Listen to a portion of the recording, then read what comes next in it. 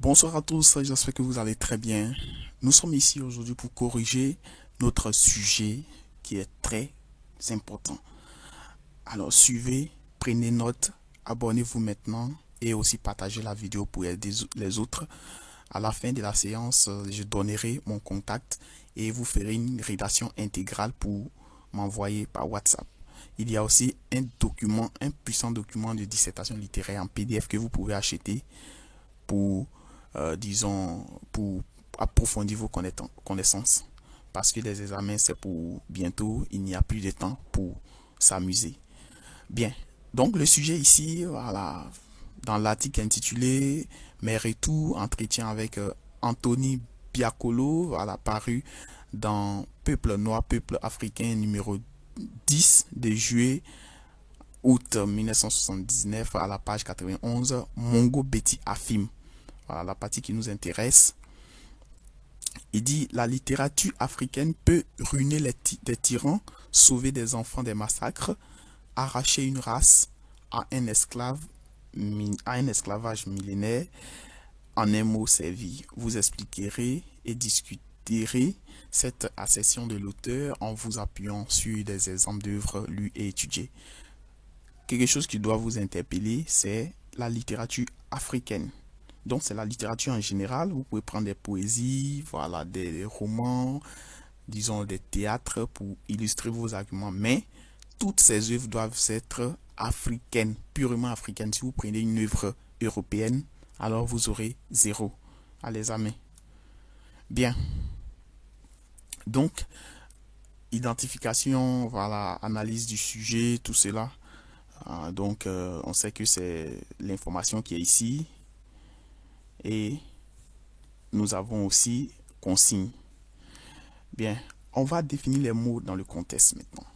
Donc, ruiner des tyrans, c'est dénoncer les pouvoirs arbitraires des gouvernements africains. Sauver les enfants des massacres, c'est juste revendiquer plus de justice. Maintenant, arracher une race à un esclavage millénaire, c'est amener la race noire à une prise de conscience. Reformulation du sujet. Donc, disons, c'est que la littérature africaine se met au service de toute forme d'injustice sociale. Après cela, nous allons dégager le problème du sujet. Voilà, qui est très important. Le problème, il est très important. Donc, c'est la littérature africaine. Voilà, la littérature africaine joue un rôle de combat. Voilà. Donc, en d'autres termes, c'est simple, hein. On veut connaître, voilà, quelle est la fonction, de la littérature africaine. Voilà, africaine. Ok, donc on va effacer cette partie. Voilà, c'est ce qu'il faut retenir, c'est juste ça. Voilà, quelle est la fonction de la littérature africaine. Donc en introduction, voilà, on doit avoir une perspective générale, voilà, qui est la littérature africaine. Il y a insertion du sujet, la problématique qui est en quoi la littérature africaine joue-t-elle un rôle de combat. Maintenant, ne peut-être pas avoir d'autres vocations. Voilà, annonce du plan. Il y a la thèse. Quand on lit le sujet, on constate que la littérature africaine joue un rôle de combat. C'est ce qui est mentionné. Mais ils n'ont pas dit aussi que la littérature africaine peut servir à l'évasion, par exemple. Donc, automatiquement, celui-ci devient, disons, notre antithèse. Voilà, on va montrer que la littérature africaine joue aussi un rôle qui est très important, tel que le divertissement. Voilà.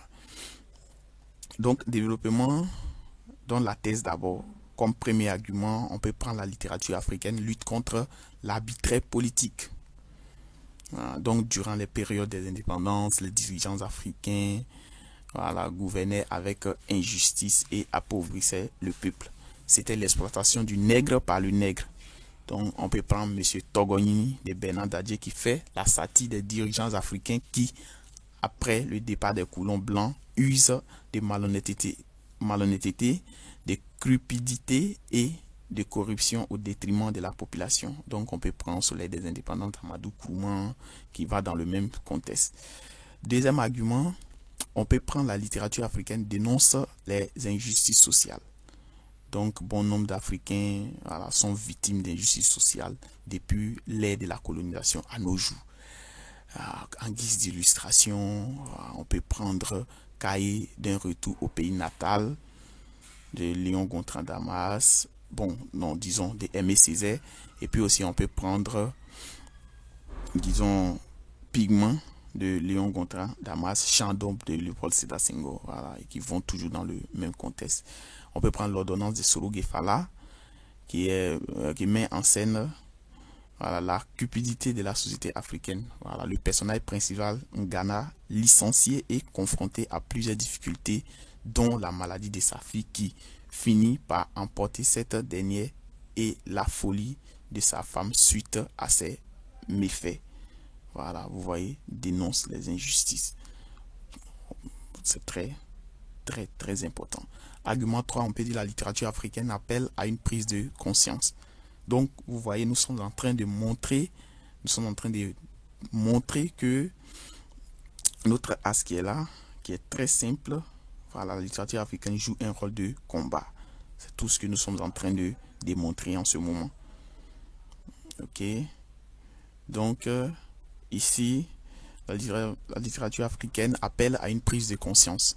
Donc, explication, la plupart des œuvres littéraires sont consacrées à une lutte pour l'acquisition de la liberté. Donc, on peut prendre les bouts de bois de Dieu de Samben Ousmane qui relate la détermination des mineurs. Ok.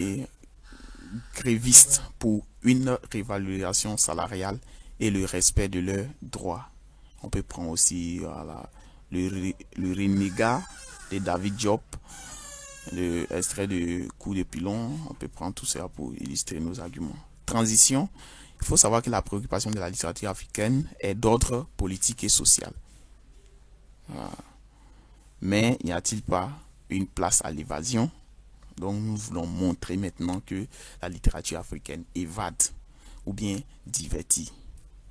Donc là, maintenant c'est l'antithèse qui est là, la littérature africaine peut servir à d'autres vocations.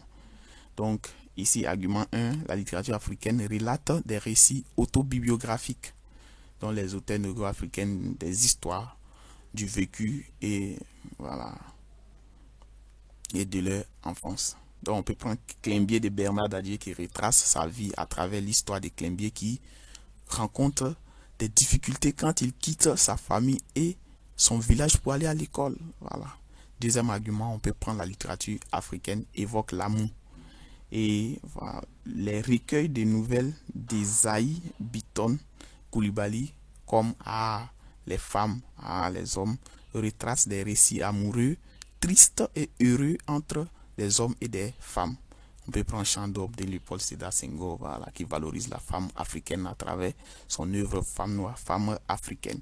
La littérature africaine. Donc au niveau du troisième argument, la littérature africaine est constituée d'œuvres distrayantes. Par la beauté de l'histoire et des styles de l'écriture, un ouvrage littéraire africain peut faire voyager ou faire rire. Donc, on peut prendre par exemple l'œuvre Trois prétendants, un mari de Ferdinand Oyono Mbia, qui expose l'histoire comique de trois hommes que sont Mbia, le fonctionnaire, Ndi, le paysan, et Oko, le lycéen, qui convoitent la belle Juliette.